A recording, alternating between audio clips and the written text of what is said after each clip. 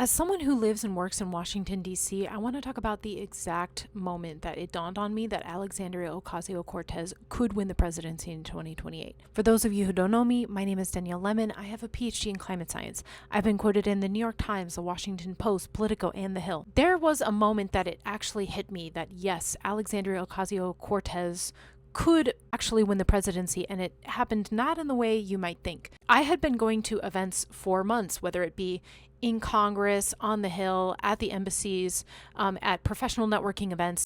If you work in Washington, D.C., a big subject of conversation is, hey, who do you think that the next contenders for the presidency are going to be? And I kept hearing the same line over and over and over again. People would say, you know what, I don't think it could be AOC, but I do think it could be X.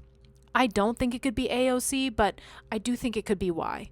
I don't think it could be AOC, but I think it could be this person Z. The thing that I kept realizing over and over again is, number one, they refer to her by her initials, not her name, which means that her name recognition is so big that you don't even need to say her full name to know who she is. Number two, she was always the first name coming out of their mouth, even though they think that, oh, it couldn't be AOC, it could be somebody else.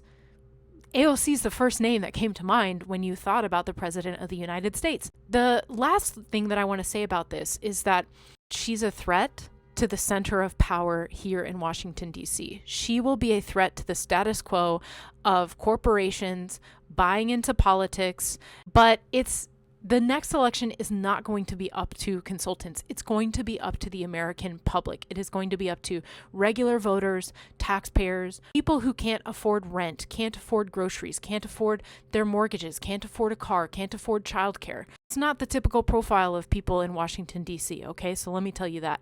So even though all of these people are saying, oh, AOC could never win, AOC could never win, guess what? She's the first person on your mind, and you better wake up because AOC definitely could win.